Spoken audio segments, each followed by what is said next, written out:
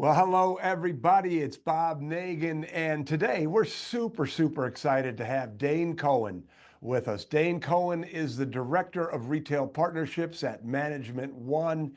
If you've been part of our community for any amount of time, you know the enthusiasm with which we recommend Management One.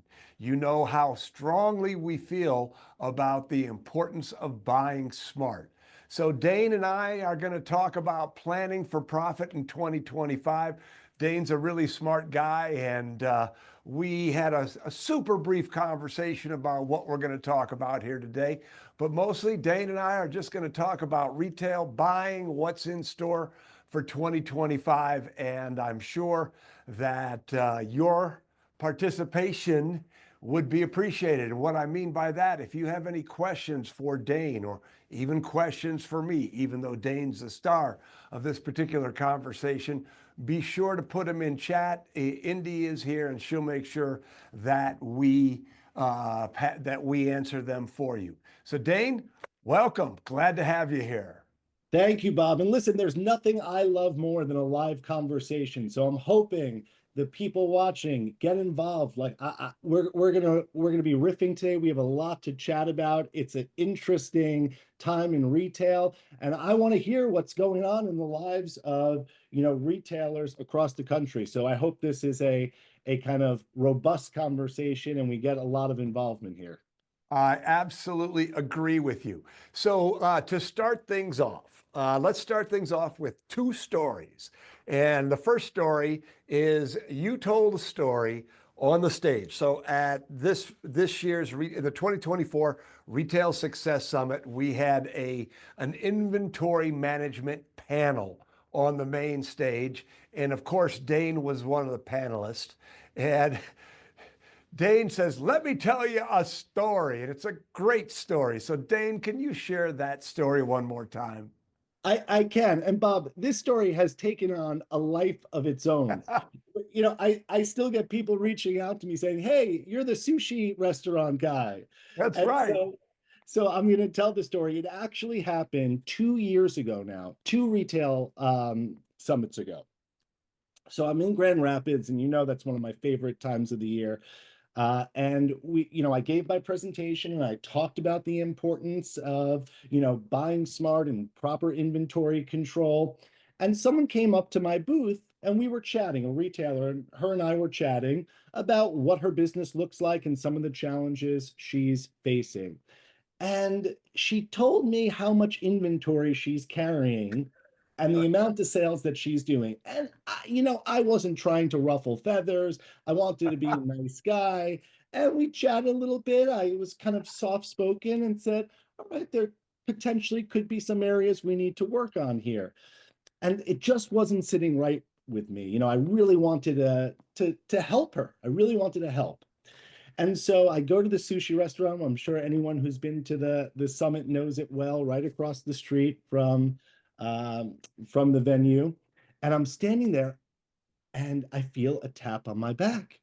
And it's the woman that I was just speaking to about inventory. And you know what? I said, this is my opportunity. And I really got passionate, as you know I can, when it comes to inventory. Right.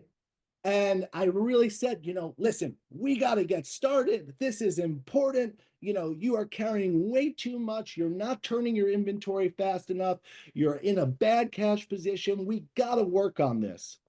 And I realized that the whole restaurant's looking at me, yelling at a woman about inventory in the front of a restaurant. And I look like this bad guy screaming about inventory management. Well, it turns out we ended up signing her up as a client. Yep. Fantastic store, and such great products, such great history in this store. And a year later, we were turning profit, and together we're able to work out some of those discrepancies we had seen in the amount of inventory being carried, and we were able to refine that. And now, we have a great partnership together. So a little yelling in a sushi restaurant sometimes pays Yeah. off. That's great. And, I mean, We have sort of the same thing, you know, when we talk. So for instance, in our Platinum Mastermind group, whenever anybody joins, if they're not Management One clients, they almost always become management clients like after the first meeting, maybe by the second, just because everybody in the group is saying, what, you can't be a real pro if you're not managing your inventory professionally. So let me tell you my story. So this was before we met Susan. And I met Susan and brother Steve and I. Steve was my junior partner at the Mackinac Kite Company. We would buy by walking around with the yellow legal pad, see where the holes in the, you know, on the shelves are, look in the back room. Yeah, exactly. Oh yeah, we need some of that, some of that. When we went to the trade shows, we'd walk around and we would look for, oh, that's going to be hot. That's going to be hot. And if it was hot, we would buy a boatload of them, not what we called it, but you know, we buy a shitload of them. And then what do we always end up marking down at the end of the season? Whatever we thought was going to be hot in the heat of the moment at the show. But the problem is that our business was growing and we were always showing a profit, but we never had any cash to pay our taxes. And it was because all of our inventory was, all of our money was sitting on the shelf, not in the bank. And at the time, we had a partner who was the CFO of a chain of sporting goods stores here in Michigan. And then I met Susan, and she had been a buyer at Macy's. She had been a sales executive. You know, she was actually trained how to do these things. And so, you know, we asked Susan if she would come on part-time. She was training to be a teacher. And she said, sure. And I remember Charlie saying to me, Susan's going to make you more doggone money when she starts buying for you. And I can Mm. remember going, how is she going to make us money? You make money by selling stuff. It really didn't register at all. I didn't even know what open to buy was. In fact, often if I'm speaking live, I said, who here knows what open to buy is? And now more and more people know, but even today, half the people in the room have never heard of it. Have you seen that when you speak? They just Oh, don't know. for sure. And I have two things to that that story. The first is, right, this isn't about Management One, right? This is about open to buy, right? This is Right, about inventory planning. And it is such an incredible transformative process for your business. So whether you're doing it through us, whether you're doing it yourself, whether you have a planner in-house, however you get to that finish line, the goal is that you want to really start thinking about your inventory in a cash, like just like you said, through the lens of cash. And the right, second thing, absolutely. And you know, in the retail mastery system, Susan teaches inventory management, and she gives you an open to buy plan with Excel spreadsheets. Right? I mean, it's to your point. It's the low rent, do it yourself version, but for so many people, that's where it started. But so anyway, so we never had any cash, right? I mean, but we had a lot of inventory and we were selling a lot of it. And, you know, I mean, we just didn't know how to manage inventory. We just didn't. And so Susan came aboard, and within 90 days, you know, our margins went up a couple points, but most importantly, all of a sudden we had cash. It was like, it's a miracle. We have cash. It's a miracle. It was literally like it was a miracle. So Charlie was right. Susan did. I mean, she came in and she looked through our point of sale system. She, you know, and she applied the open to buy at the Mackinac Kite Company, and away we went. So I'll share another story that sort of ties into this progression. So Andy and Adrienne Tessine from two Bostons. They yes, of now course. have, I think, 8 stores in the Chicagoland area.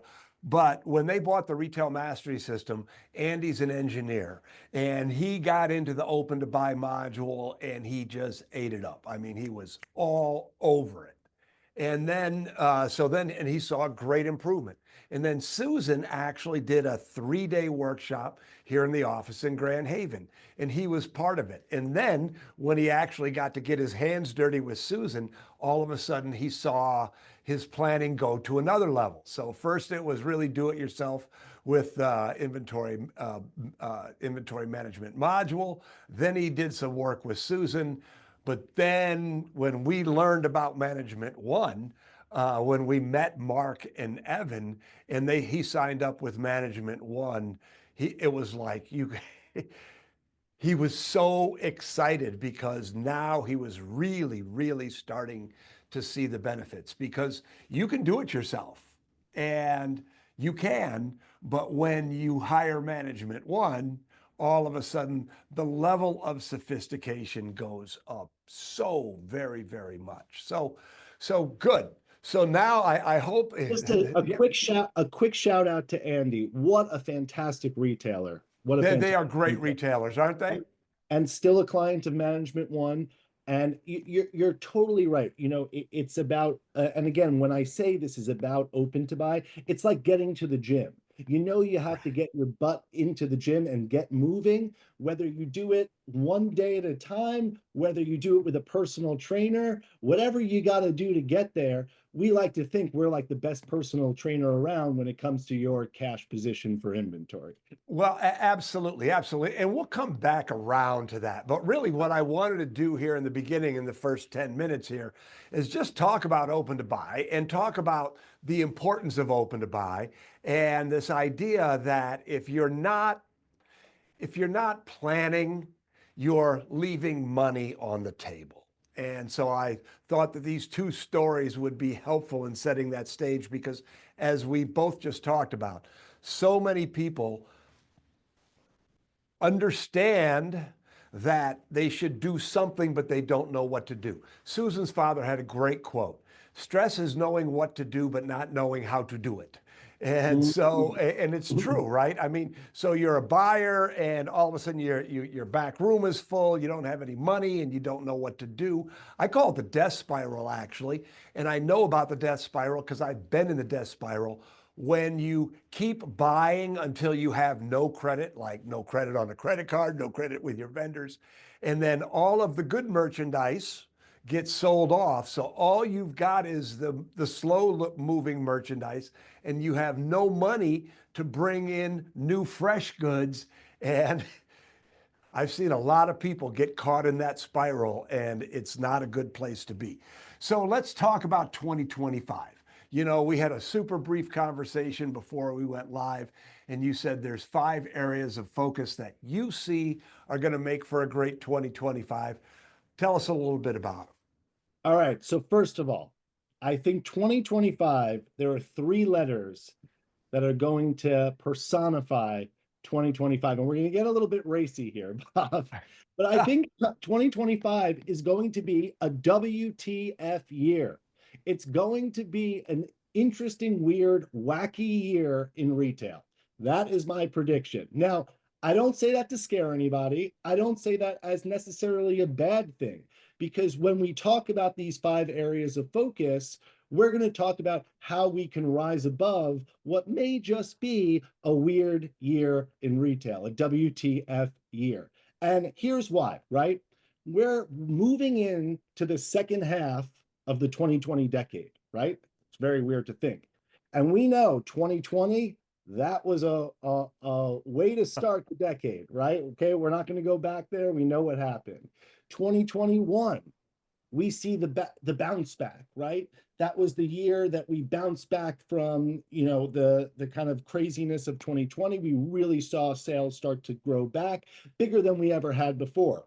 2022, the year of brick and mortar. That was the year that we saw brick and mortar for the first time outpace the growth of e-commerce. Okay, so that was the year of brick and mortar. 2023, we're still going strong. We're still seeing sales. 2024 kind of sucked. Let's be honest. I don't know if it was the election year. Sales kind of were a little meh. Some retailers did fantastic, some retailers not too much. It was a bit of a meh year. And now 2025, here we are. Now We have a new administration in the White House. We're not going to talk politics, but we know that that will have some reverberations, whether it be tariffs, whether it be economic policy. We don't really fully know what's ahead. So this year is the year we need to prepare for, we don't know what. We got to prepare for, are we comping 2024 numbers? Are we looking back to 2022? How do we move forward? And that's hopefully what we can talk about today, what we can focus on to keep business moving forward and to keep profits up in 2025. That's great. So before we get into the five, let me just sort of set the stage in another way too. Two things to think about. One is this idea that every problem that you experience points to an opportunity to grow. Maybe it's the way that you're thinking about things. Maybe it's the skills that you need to develop.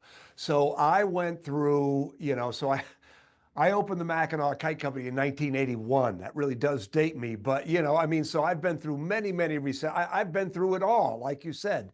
And here's what I know is that every time there was a tough time, it forced me to get better. And when I came out of it, I was better. And so the skills that you develop through weird times, you don't lose the skills when things get better. You still have the skills, but now you're applying it to a much more prosperous area. So, this whole idea of Paul Saginaw, who's the co-founder of the Zingerman family of business, has a great quote. If you're watching this and taking notes, write it down.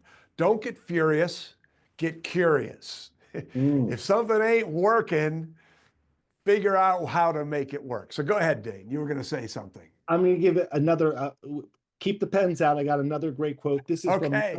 my grandfather, who was a retailer. Okay. And it is, good sales hide a multitude of sins. It's That's my right. And good favorite. times. Yes. When sales are up, when the sales are rocking and rolling, you're not thinking about all the problems that are happening behind the scenes and all the things that you're overlooking. It's not until times get a little tough that we are really forced to kind of face some of these, whether it be operational, whether it be how we're buying, whether it be how we're planning our inventory, we're forced to deal with these issues. So in these times, right, it actually, like you said, presents the greatest opportunity for growth and change. Yeah, that's right. So good. So let's talk about your 5 areas of focus. Number one is drum roll. Okay.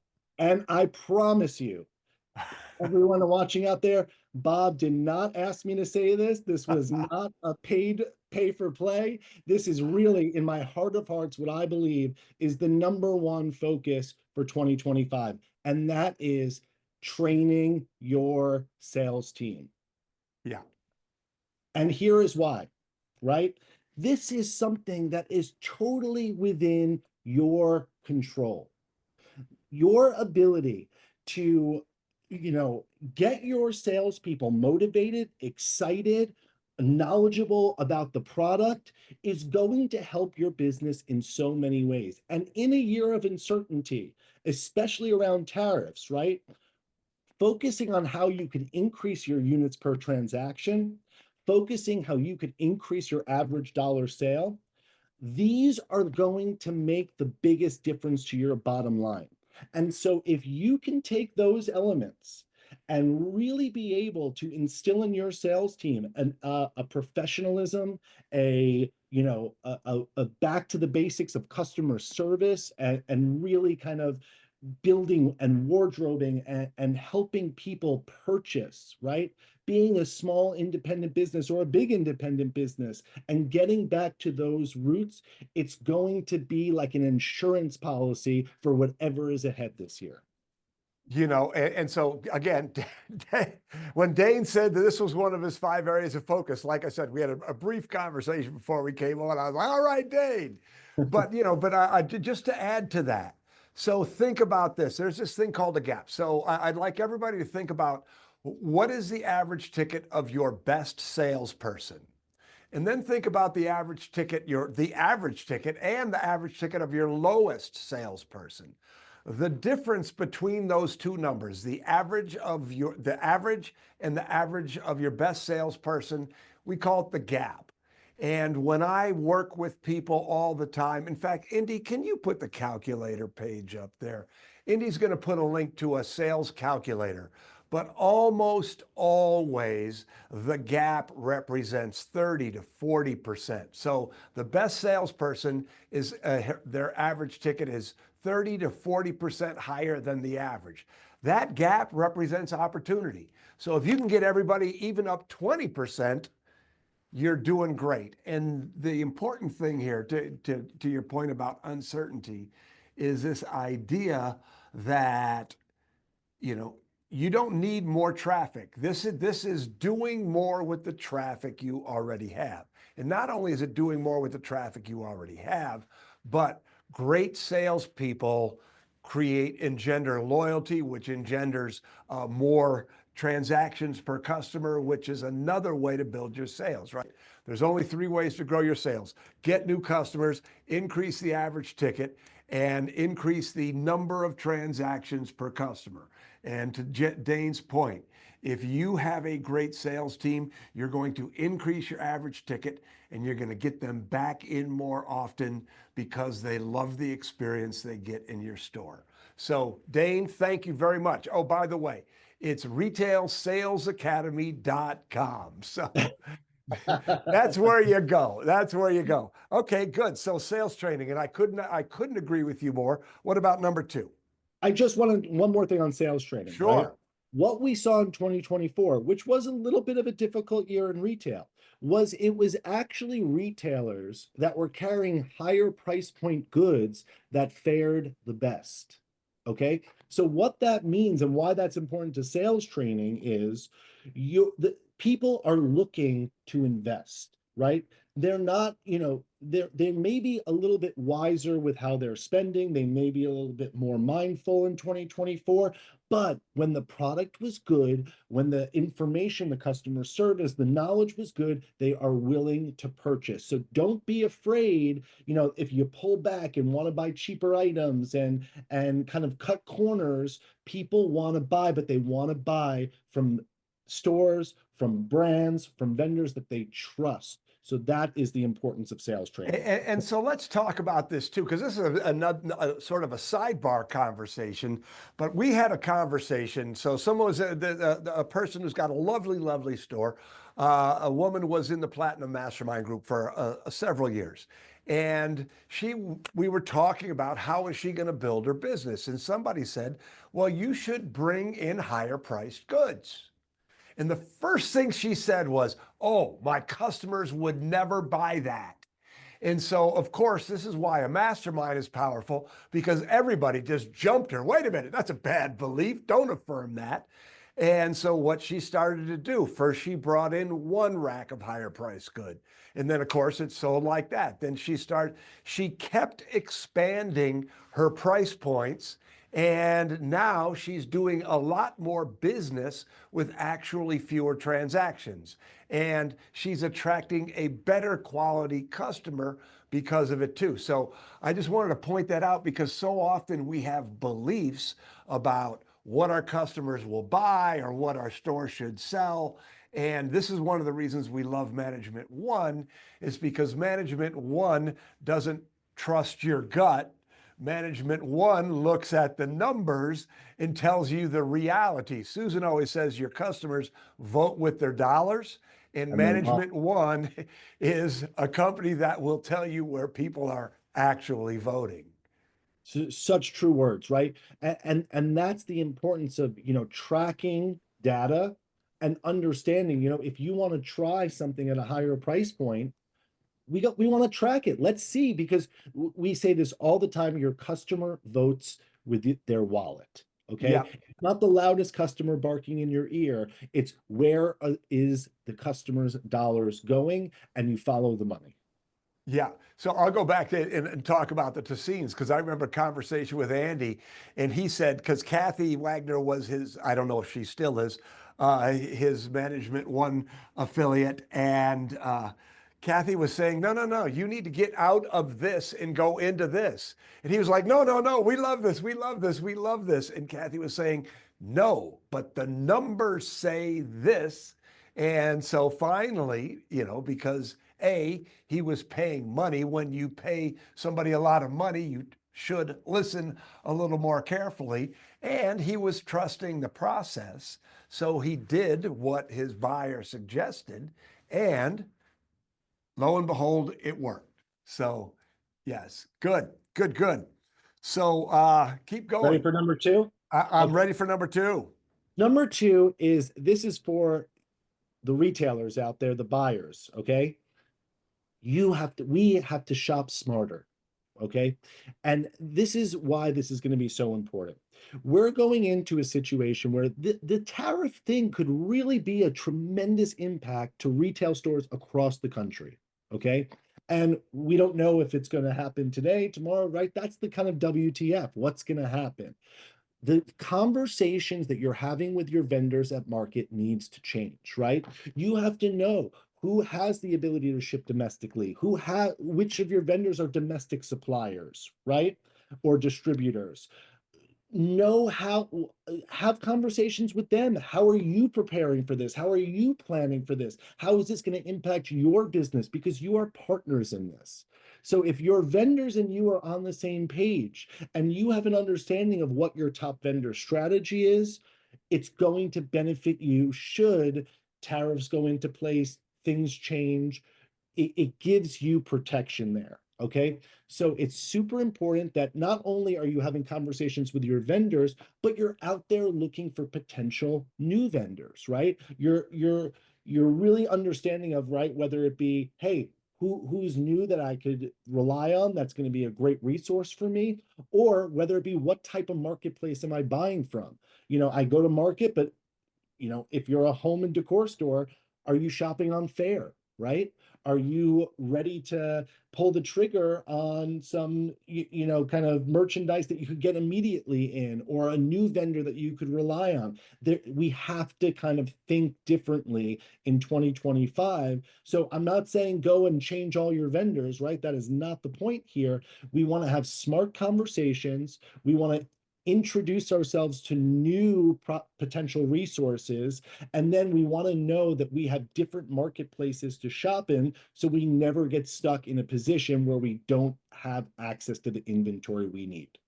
Absolutely. Everybody says, you talk to any financial advisor in the world and they'll say diversify, right? So diversify your vendors. And the other thing to add to this part of the conversation is the idea of adjacencies. And so if you think about your current merchandise mix as a circle, and everything that you sell is in that circle is your current mix, your current assortment, ask yourself, what outside of that circle can I bring in?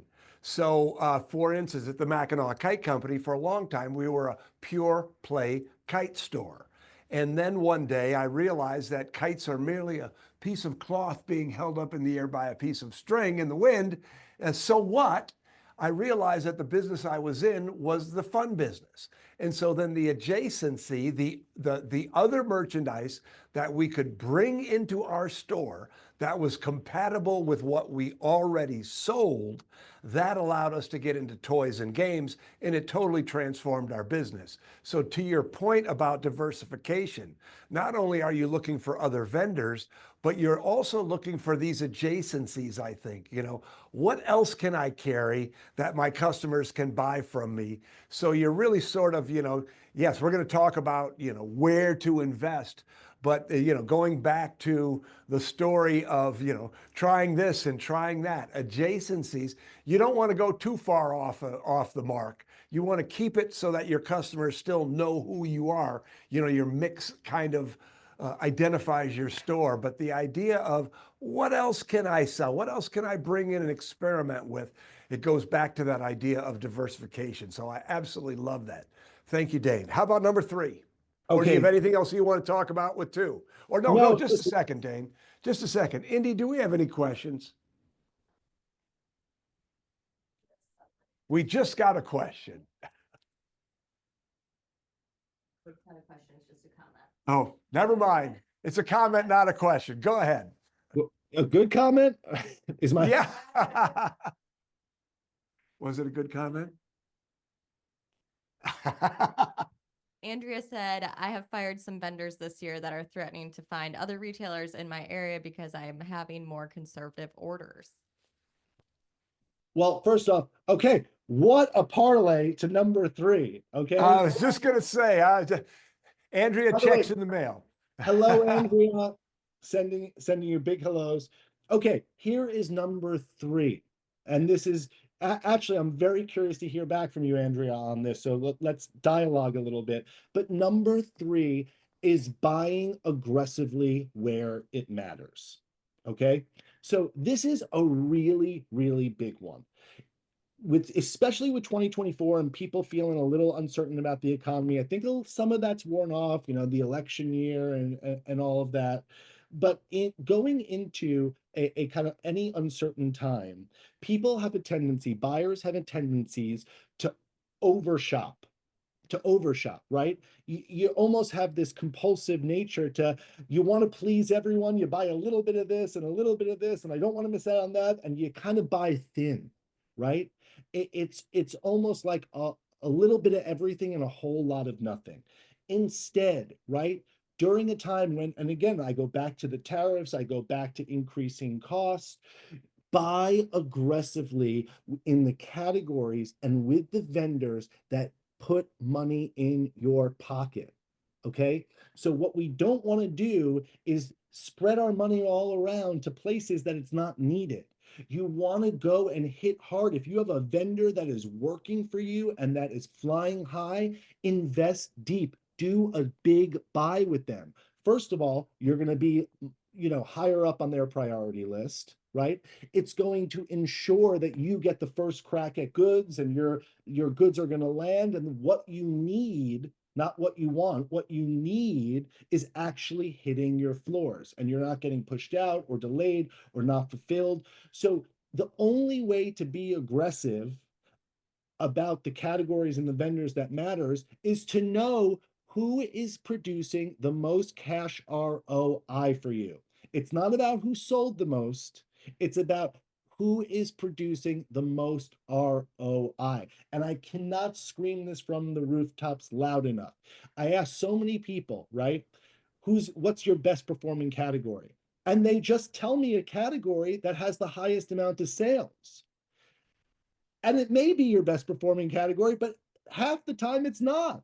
Half the time you're investing so much into that category that it's not even actually giving you money back. So we want to start really analyzing where the customer is spending their dollars, what is producing cash margin return on investment, and then continue to deepen in those categories and walk away from some of the things that just aren't serving us. That's super Yes. important this year. And Bob, just one more thing Sure, of course. because I know you got a lot to say on this. No, no, no, no, no. You're doing great, Dane. You're doing great, man. The number one thing I hear, hands down, when I speak with, maybe hundreds of retailers a month, it's one of the biggest pleasures of what I get to do. I speak with, retailers every day, and we have some emotional conversations. And the number one thing I hear is, I feel like I'm winging it. I feel like I'm flying by the seam of my pants, right? You know why they feel that way? They don't Because have they're a, winging it. yeah, they're winging it. They don't have a plan. And that's not to say that's not to, tisk anyone or make anyone feel bad about that. That's how I ran my life as a retailer for years, right? And I Yeah. know that feeling. However, that winging it mentality can really get you in trouble, especially in this dynamic of, am I investing and going deep in the places that matter, or am I sprinkling my money around? And like you said in the beginning of this chat, right? When you sprinkle your money around, you sell the good stuff quickly, and then you're left with the slow sellers and the kind of B or C level product that's just sitting there collecting dust. And that is your cash. That's your cash sitting there. Cash is sitting on the shelves, not in the bank. So there's 3 little points I'd like to make here. Number one is Dane keeps talking about the importance of data. And so I can't stress it strongly enough. This idea that you need to look at the data. So you don't know what your best sellers are, until you look at the data. So here's a story about Bob and Steve Nagin before we met Susan and after we met Susan. And I think it speaks to what you were saying so perfectly. So Susan comes to work for us. Of course, we don't know what open to buy planning is, and she's talking about all these things. She could have been speaking Greek, but she dug into all of our invoices, and then she talked to me and Steve. And both of us worked the floor 40 hours a week. We worked the floor, both of us. And she said, Bob and Steve, both of you guys separately, write down your top 10 bestsellers. Steve and I both wrote down what we thought our top 10 bestsellers were. We only agreed on 3, and between the two of us, I think we only got 4 right. You know, I what I sold was a bestseller. What Steve sold was a bestseller, and neither of us were right because everybody else on the team were selling what they sold, right? And then it goes into buying too, because we didn't. I mean, we had we had a point of sale system, but it was really primitive. But really, what we did was we walked around with the yellow legal pad, whoever was buying that day, looked for holes in the shelf, what pegs are empty, and that's what we would reorder. And that's why it wasn't working like it should. And I know that there are a lot of people watching this who are feeling what Dane was talking about. I don't feel like I have any control. And, I'm going to go back to Management One. Dane said it's not about Management One, but at some level, it is. If you're going to be a professional retailer in 2025, one of the most important functions in your business is the buying, is inventory management, it's inventory control, margin control. And so we can talk about pricing and all those things later, but you owe it to yourself to have a conversation with Dane. You don't have to hire Management One, but you owe it to yourself to have a conversation so you can see if it's a good fit, so you can see if you're ready for it and right for it. You can see all of these things. So that was the second thing. Bob and Steve not knowing what was being sold at all. The third thing that I want to sort of talk about here is when you talk about your vendors and the importance of your vendors, this is why you want to have good relationships with your vendors, right? So I don't know if people who are watching this know this, but at the Mackinac Kite Company from 1997 to 1999, I think we ended up selling about $4 million worth of yo-yos between those 3 years. We sold a lot of yo-yos. It was out of control. It was lovely. It was wonderful. But the most popular yo-yo and the yo-yo that drove the whole boom was a Yomega Brain. And we got in with Yomega early. Somebody taught us how to create yo-yo booms, blah, blah, blah. We created yo-yo booms. Other people created yo-yo booms. But Rose was the woman at Yomega who controlled who was getting yo-yos. I mean, demand was so much higher than supply. And Rose's husband must have thought she was having an affair with somebody in Michigan, because Rose was getting wine, Rose was getting flowers, Rose was getting chocolates. Rose was the person who made it happen for us. And while half the people who were calling Rose were yelling at her because their yo-yos were taking too long, we were sending Rose flowers and chocolates and wine and gift cards because, honey does better than vinegar. So, you need to have a relationship with your vendors, a positive relationship. Calling up and yelling is probably a good way to get to the bottom of the pile, not to the top of the pile. So good. We have, I see, go ahead, Dane, and then we have a question. Okay, and by the way, the more you have your arms around your own data, the less vendors could push you around. That is so true. That is so true. So we have a question, Dane. Yes, we've got a couple questions here. The first one is from Amy. She's wondering, how do you convince vendors that you add value to them when they're considering going direct to consumer? What data can I show them? Yeah, I mean, listen, this is the most unfortunate thing with vendors, and I experienced, it myself over the years, when I was a buyer, is vendors come in and they build their brands off the backs of small independent retailers. You're the ones that get their name out there. You're the ones that promote them, get them buzzworthy, and then wherever their brand takes them, whether it's direct to consumer, whether they sell out and go to the majors, whatever it is, they build their business on the backs of independent retailers, right? So here is what I am going to say to that. Okay, it is really hard when you have a vendor that's hot and you want to continue with them and they're not playing ball. So you have two options here, right?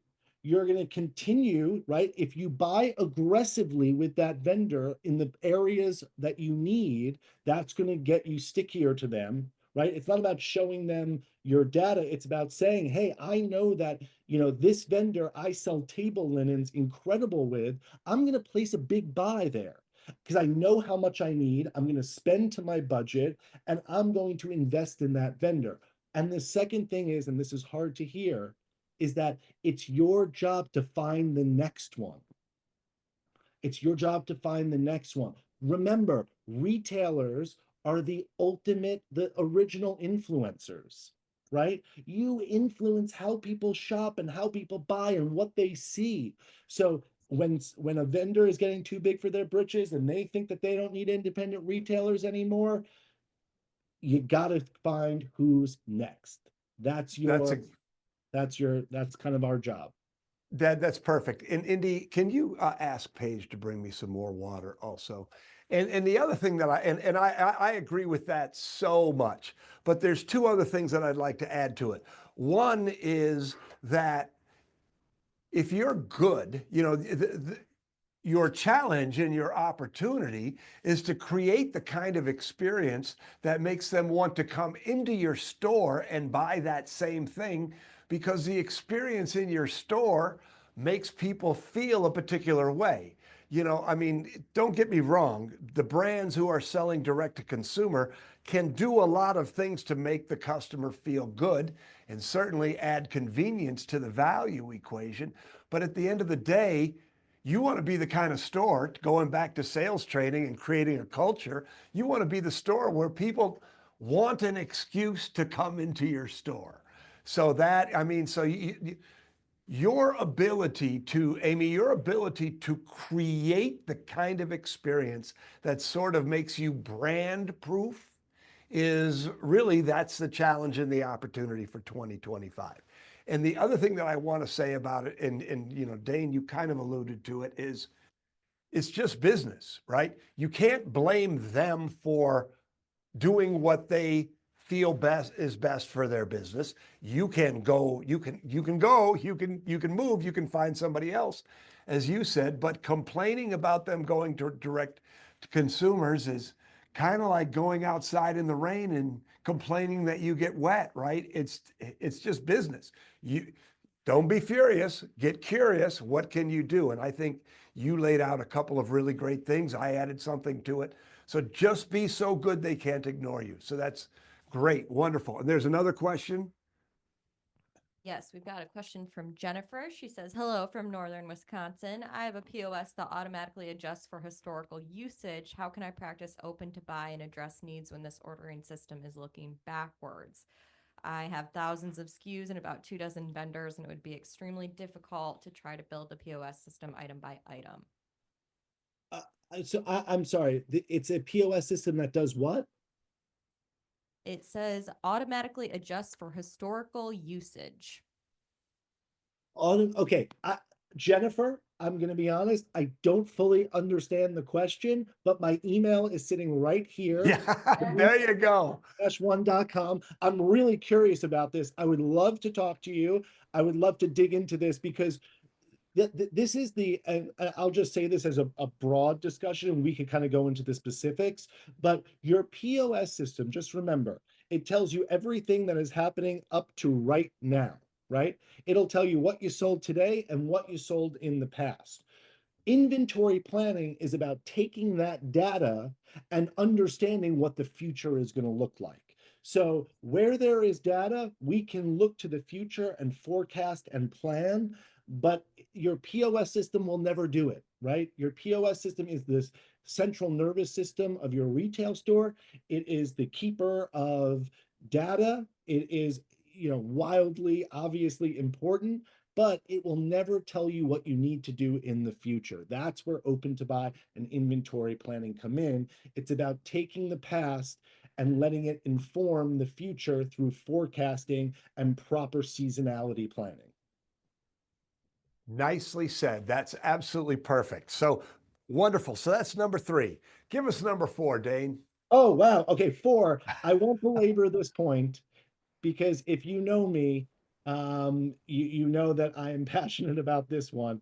Markdowns, okay? Markdowns in uncertain times are your biggest lever to pull. And now I know people get really freaked out about this topic, and I've heard it all. I'm going to stop you before you even say it. I don't want to be looked at as a clearance store. I don't want to lose the margin. This will eventually sell. I'll pack it up in the back and bring it out next year. Oh, Oh, oh, I know. I've heard it all, and I know, and I get it. I get it. I'm with you. But we want to think about cash, and the worst thing that you can do, right? And we've talked about this a few times over this call, is to have product on your floor that is non-productive merchandise. It's like just watching your cash slowly deteriorate. It's like watching dust bunnies just build up on your cash. I mean, put it to use. There is nothing wrong with taking maintenance markdowns when something doesn't work, putting it out to pasture, selling it, creating demand for it, and going and reinvesting it in the places in the business that work. And so I know markdowns can be scary. I know we want to sit and hold on to our margin and not sacrifice a point, but swallow your pride. We all make buying mistakes. It happens. And let's just mark it down and move on. And that is my advice number 4, especially during times. And this is why it's a WTF year, right? Because in 2022, no one was worried about markdowns because we just were selling everything, right? We were getting any merchandise we could, and it was flying out the door. And now we have to think about this. So we have to be planned for markdowns. We have to be quick with markdowns, and we have to move the product out the door and get the cash back. That's my number. yes. And Dane, so I want to come back to something that you've been talking about all along here. When you buy better, you don't have to mark down as much. It's when you're doing the Bob and Steve Nagin walking around New York Toy Fair, Astra, and the Kite Trade Association. Oh, that looks good. That looks good. Or, oh, the rep is cute. Flirt with her for a couple of minutes and then, place an order. Everybody knows what I'm talking about, right? Right? But you make I'm all with these you. bad you make all these bad buys when you're not paying attention to the data, and then you're stuck with them. So I'll share a quick story, and that is somebody sent an email a couple of years ago, and it was, "Dear Bob and Susan, my wife and I are having an argument." Okay, good. We're not marriage counselors, but what is the argument? The argument was, how many years do we pack up a seasonal holiday item before we mark it down, right? So every year, whatever was left, they put it into storage. And some of this stuff was 4 or 5 years old. And, I mean, they were being very sincere to your point. They're just trying, they're holding on to margin so dearly that, God knows how much inventory, how many dollars are sitting in their storage bin or their basement or wherever they keep it. Folks, your store is not a museum. Your store is not a museum. If it ain't selling, get rid of it. Don't frame it, get rid of it. So I love that. Thank you. And I think that, your point is so very germane. And so the 5th one, or do you have any, or India, are there questions? Oh, she's picking up the mic, Dane. Just got I'm another telling you, question people, come in people get from. heated about this one. Yeah. Oh yeah. Ready. This I'm ready. question is from Lori. She says, I've got my categories and good POS system. How do I get started with open to buy and then become a management one client? Love it. You call me, email me. We're gonna get you started. Great Listen, question, Lori. well, Lori, seriously, we'll have a conversation, right? And I always am transparent, and we'll look at your business and we'll kind of look at where you're at right now and what your POS is and what your inventory position, and we'll find a path forward, right? And I'm always honest, right? If the path forward is with us, we'd love to work with you. And if there's some other methods that we can suggest, we're open to that too. But you email me and we'll kind of discuss the right path forward for your business. You know, and I think that it's, you know, and it's such a great question. And, you know, some people say when I do when I promote our products or when I get passionate about management one, that there's this, oh, it seems so selly. But you know, these are the things that will lead you to success. You know, the old days of just opening your store and hoping that people came in and being successful because of it, those days are long gone. Anymore, you have to be a pro if you're going to be successful. The competition is too stiff. Customer expectations are up, loyalty is down. So if you're not a skilled merchant, if you don't buy intelligently, if you don't proactively create this service culture that sells, if you don't do, if you're not all in on being great, it's hard to be in the game. And on the one hand, it's kind of sad because, you know, there's always, whenever something happens, whenever there's a year like these, you know, sort of the weakest go out of business. And, you know, it's never comfortable or it never makes us happy to see people not make it.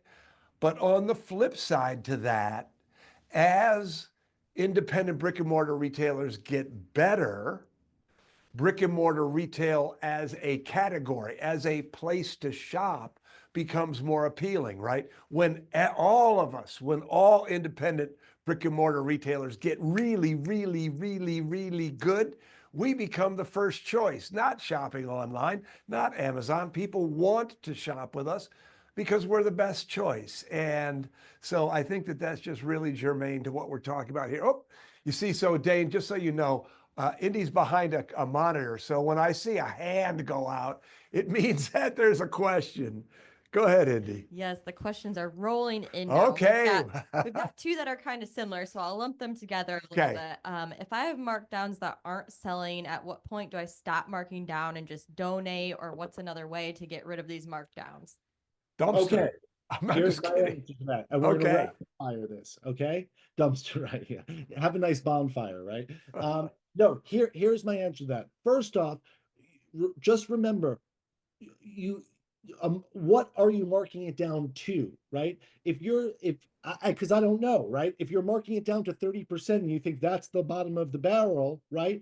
That's not the deepest markdown you can go. So I would first say really go to bucket pricing, or go to, what I mean by bucket pricing is if you want to put something at like 70% off, instead of saying it's 70% off, just give it a dollar amount. This is a $10 rack, a $20 rack, and put things there accordingly, or a basket or a bin, right? So you really want to give something a full shot at leaving the door by giving it a deep markdown. And there are certain strategies we can discuss to kind of hide that so it doesn't look like a 90% off clearance sale. So Right. that's my first line of defense. The second thing is, yeah, donate. Make it something that's giving back to the community. You are a pillar of the community as an independent retail store, a family-owned business.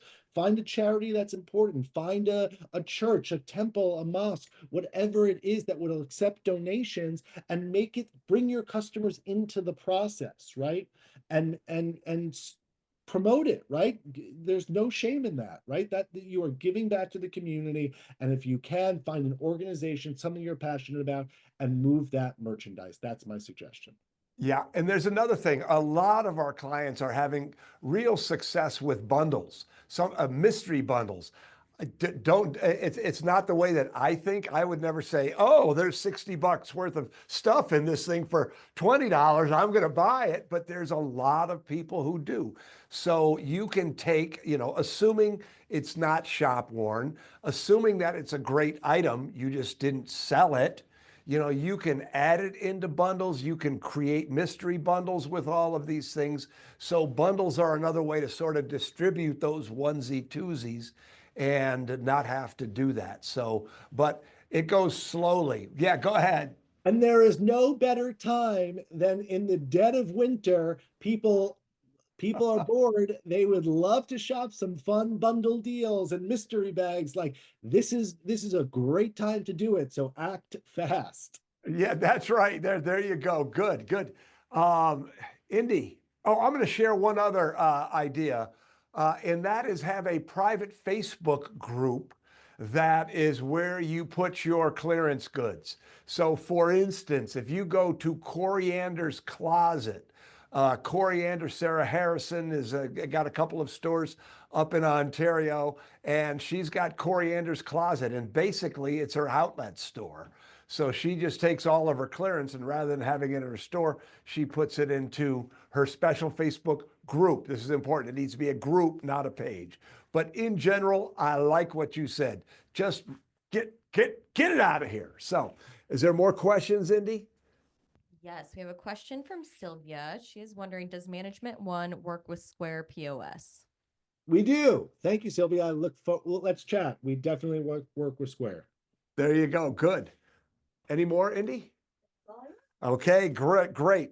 So good. We're coming down the home stretch. What's number 5? Okay, number 5. Okay. And this is a really interesting one because it may seem innocuous, but everybody always focused on being overstocked or overbought. Underbuying is the silent killer in retail. Underbuying is the silent killer in retail. And here is why. If you are not investing in areas of your business, you will depress your own sales. And that is something that we really saw in 2024. Okay. The retailers that thrived in 2024 were the retailers that were not afraid to buy merchandise. The retailers that saw sales decline in 2024, and I could share these studies with you, Bob. It's actually really fascinating.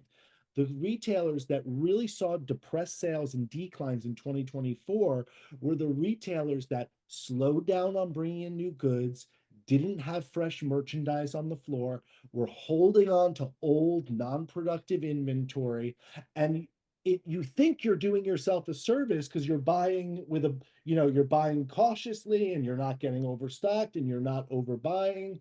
And okay, but 9 times out of 10, when you pull back out of fear, out of uncertainty, you will depress your own sales, and that helps no one. So this all goes back to controlling the controllables, understanding what's working in your business, having the facts over fear, having data about what is driving business and profitability, and giving you the best shot at success by giving you the confidence as a buyer. And again, we go back to the same themes. We're not winging it. We're not flying by the seat of our pants. We're professional buyers and retailers that are growing our business along profitable lines and not shrieking in the face of uncertainty. That's great. You can't sell it if you don't have it. And so, just to sort of wrap this up at the end, in uncertain times, what we see is a lot of people pull back and they don't want to invest. And don't get me wrong, in uncertain times, it may not be the best time to, do a major capital renovation or something like that. But you have to understand where to invest. You have to invest in your inventory. This is why we're so passionate about having Management One help you be more professional. You have to invest in something like the Retail Sales Academy, because Management One, does it cost money? Yes. Does it have a positive return? Yes. The Retail Sales Academy, does it cost money? Yes. If you invest that money, will you see a positive return? Yes. So you're not spending, you're investing. And so the name of the game right now, to your point, is that so many people are afraid and they see any money spent as a cost. And the wise merchants, the ones who are going to separate themselves from the average players, are the people who understand that uncertain times represent opportunities. And so they make smart investments. And that's why I just want to encourage all of you to number one, call Dane. Dane's not going to put the high pressure on you. You know, he's going to walk you through it and you can make the decision that's right for you. But so, Dane, talk to it real quickly. So, I don't need an exact number, but in general, what kind of return do most people see from their investment in Management One, even anecdotally? Yeah, so I would say this, right? The kind of our guarantee is that you should see a 2.5 return on your investment with Management One. And here's how we look at this, right?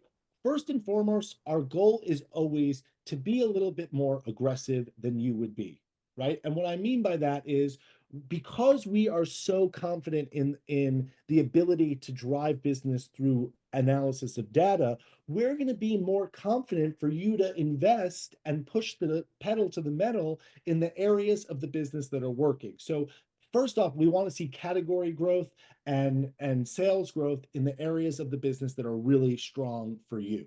The second part is we want to see you more efficient with how you're spending that money. So pulling back from areas of the business that are non-productive and getting that money that's just way too much sitting in merchandise that's not the right merchandise. So between growing sales and creating cash efficiencies, we have retailers that totally transform their business.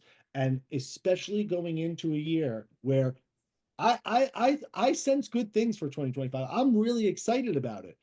Weird or not weird, I think it's going to be a good year, but you got to be prepared for it. And the retailers that work with us are prepared to meet the moment. And that's hopefully what we can help you with. No, and that's so true. You know, whenever times happen like this, the people always ask me for holiday predictions, and my holiday prediction is always the same. The merchants who are good are going to crush it. The merchants who aren't good, well, they're going to just sort of hope that, hope is not a strategy, and too many people rely on hope. And I'm just going to go back to, sort of a theme here, this idea that right now is, I believe, it's the best time ever to be an independent brick and mortar retailer. And a lot of people will disagree with me, but it goes back to this idea that right now, when I started in retail, I had to figure everything out by myself. There was no books on it. There were no services for it. There were no consultants about it. It was just Bob and Steve Nagin making mistakes, right? But now, if you go to retailbrilliance.com, you can find all kinds of courses that will help you invest in education. Management One, I mean, what a fantastic service. Retail Sales Academy, Retail Mastery System. So all of the tools, and I do mean all of the tools you need to be an incredibly successful retailer are there. You have to step up. You have to show some courage and some confidence in yourself and take advantage of those tools, but they're there. And so, again, I'm so bullish on you, the independent brick and mortar retailer. And it's a good time for you. Don't be afraid. Go out and get them. So, Dane, do you have any final words before we sign off? I do. I do. And I gotta say, Bob, I love the beard. You are inspiring me. I love the you're looking Thank cool. you. The glasses, Bob. You are my retail idol. And it's just always great to be speaking to you. But yes, if I have to leave with one thing, it is always, always, always facts over fear, right? And the more the more understanding you have in how your business is operating, what's driving business, what's putting money back in your pocket, the more empowered you will be, right? The more we listen to headlines and just get caught up in the frenzy, the worse decisions you will make. So let's control the controllables. Let's take 2025 by the horns, WTF or not, and let's kick some serious butt, because I'm bullish on independent retail too, and I will be till the day I die. All right. Way to go, Dane. All right. So I'm going to do a super quick recap and then we're going to sign off. Number one, sales training, retailsalesacademy.com. Indy put a link to the calculator if you want to see how much money you're leaving on the table. Spend some time playing with that. Number two, shop smarter. Number three, buy with confidence. Number four, markdowns. Your store is not a museum. And number five, control the controllables. So I hope that you found value here because Dane's a smart guy and he shared some really, really important stuff with you here. So I just want to say, so Dane, can you give just say your email address, or how can people follow Management One? How can they get in touch with you one more time? How does that happen? I don't know if you on Facebook Live can see this, but my email is right below. I don't know if it's transmitting out. It's Oh not. yeah, we can. It is. I can see it. Yep. Okay. No, other side. Other side. Other side right there. Yeah. There you go. It's it's Dane I'm at their leader. Which way did they go? oh god. It's Dane at management-1.com. You could go to our website, management-1.com. We'll put it up in the comments. I'll be in the comments right after this, responding to questions, putting my name out there and my email. You can call me. We are always here to answer questions. So we'll make sure you get our information. It should be super easy to get in touch. I'll also put a link to directly book time on my calendar. And again, we'll chat, right? And I always say this, if we are right for you, I would love to work with you. And if we're not, at least you'll get some information on who we are and what we do. No pressure. We've been a longtime partner of Whizbang and Bob and Susan and the whole team. And we just love being here. So thank you for having me today, Bob. Good. Thank you for being here, Dane. All right, everybody. So this replay is available. If you know someone who would find it valuable, please share it. Please pass it along. If you're a member of Whizbang Retailers, the Facebook group, you know that there's always a couple threads about Management One. If you're not a member of that group, I would encourage you to join. It's Whizbang Retailers on Facebook. So everybody, thank you for being here. We're honored that you joined us. Take care. Thank you.